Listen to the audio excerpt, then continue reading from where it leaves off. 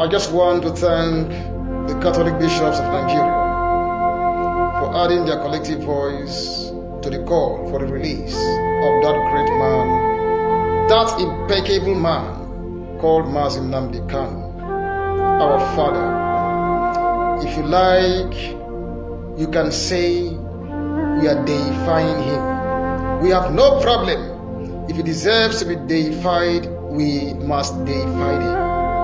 But we are deifying the truth. And there is nothing wrong for also deifying the object of that truth, just as we deify the sacred books. So when we have somebody who represents truth, both that person and what it represents must be deified. So I don't care whatever you think, I don't care whatever you insinuate, that is your own problem. If you're not pleased with it, you can go to the main road and then commit suicide here. I have no headache about that. But I just want to ask a very simple question, an elementary question. Is Mazi NNAMDI KANU the problem of Nigeria? Is he the cause of the acute inflation Nigeria is going through at the moment? What is wrong with all of you that you see no reason why an innocent man is incarcerated up till now, even when your own court, the court of the zoo, has granted ruling that he should be unconditionally released?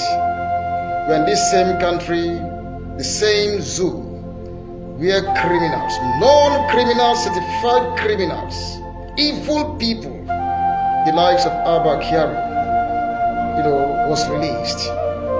Just imagine that. What sort of a country is it? Even if at all you're talking about one Nigeria, is it this kind of attitude people are portraying that will inspire any sensible person to talk about one Nigeria? And this goes to every other person. Let me just tell you, if you think this is a matter of the Igbos, I am very sorry for you. All of you who are from the old Eastern Bloc, now they carve you out and call you Niger Delta, and you foolishly accepted that appellation and bask in the euphoria of it. Wherever out of the old Eastern Bloc, wherever you are in that zoo you call Nigeria, you are regarded as an Igbo. Whether you are from Akwa Ibom State, you are regarded in the eyes of the North, other people as an Igbo. Whether you are from Edo State, whether you're from Cross River State, whether you're from Rivers, Delta, as far as you are within that old Eastern Bloc, you are regarded as an Igbo. Let me just tell you, I am based in the zoo, in the northern part of the zoo. If anything happens today, whatever you think is only for the Igbos will also affect you. When they kill the Igbos, they equally kill you, and that's the fact about it. So in your own eyes, when you think you are not Igbos, in their eyes, you are an Igbo. That's the fact about it. Look at what has happened in Okwama. That is a very big lesson. I do not know where the Nigerian army has become the communal disputes, settler. I've never seen that before anywhere in the country. And again, I think the police should have been the right force to intervene in that crisis. But they sent soldiers there, and soldiers killed everybody in that community. I do not know what is happening in the country like this. You see, I've never seen that kind of action taken in any part of the country other than the Niger Delta, the southeastern region of this country. It was still, I think, in early 2000, 2001 or so, Odi was brought down by Obasanjo. Now today, it's the case of Bola Tinubu doing that now to the Kwama people. In Niger State, so many soldiers were killed. In Plateau, are they going to tell us that soldiers have not been killed in Plateau State?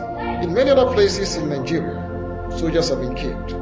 But I've never seen them taking the army there to go and raise their whole community.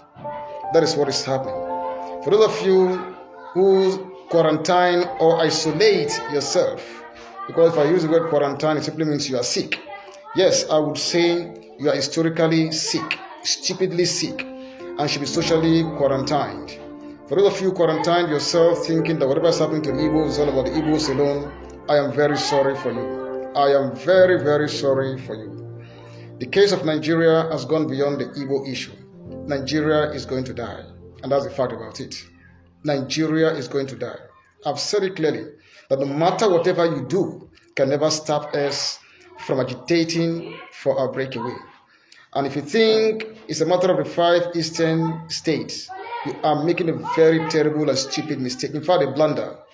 Because we know how the Igbos have been dichotomized. I am so grateful today that a lot of the Igbos, our Nema brethren, Delta, Rivers, a lot of them are waking up to the reality. They are staking their identity.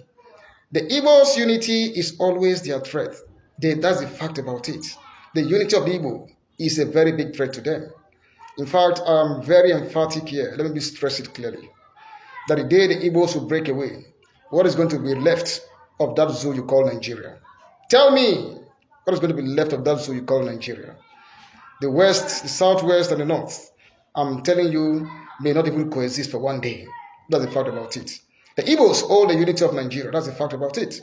If you like, let it hurt you to a point where you feel like hitting your head on the wall. Hit your head on the wall. I don't care about it. If the truth will separate you and I, let it be. If the truth will kill you, die. And that's the fact about it. In a country where your vice president is saying shamelessly that other citizens of other countries went through worse hardships than what Nigerians are going through today. You can imagine. So that means what you are going through today justifies it. You have to suffer it. That is what your vice president is saying. That Boko Haram linked human being is saying that. You see, today all of you are crying. All of you are crying and you have never cried yet. You are going to cry.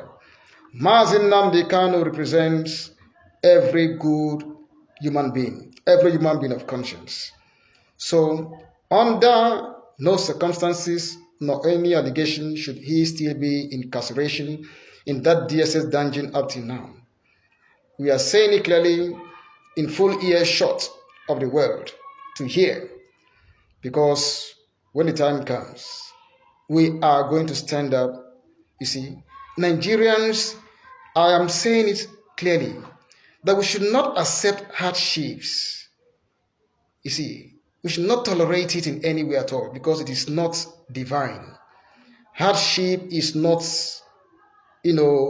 a natural disaster. It is caused by human beings, by some greedy human beings who are even complicit in all the political situations, deaths and killings in the country. We should not accept all this rubbish and say, oh, that is an act of God. It is never an act of God. It is nothing but a failure of leadership and nothing more than that. If you like, you can debate this to the heavens and the earth. You will come back to the reality, and the realities will stare you in the face. It is a total failure of leadership and nothing more than that. In a country whereby you see evil with your own eyes and you are supporting it, you are taking sides with it, and then you call yourself a God-conscious person. I do not know. Demon dwells in you. Demon lives in you. You are a child. You are a demonic fellow. That's the simple truth about it. I see no reason why NNAMDI KANU should still be in detention today. And we are saying it clearly. We are saying it. We are saying it, and we'll keep talking. The day we shall rise in a way that, in fact, although it's fast approaching, and to God who made me, nothing can stop that very day. We all prefer to die for our liberty, for our freedom, for our emancipation, for our liberation, for our total independence, than for anybody, any idiot to think that we can succumb to their slavery. All of you should go and look for what to do to also develop your regions and be yourself. Unity is never by force in any way at all. It is never by force. It is never by force. One Nigeria, I always ask, on what basis? On what basis are we talking about one Nigeria? On what basis? If you don't want the Igbos to become part of one Nigeria and they say they want to go, why not let them go? Why are you compelling everybody to be one? Under one Nigeria for what purpose? For criminality.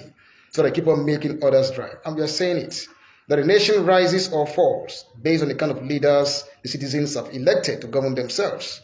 Our own is just that we have elected to be free, and that freedom we shall get it.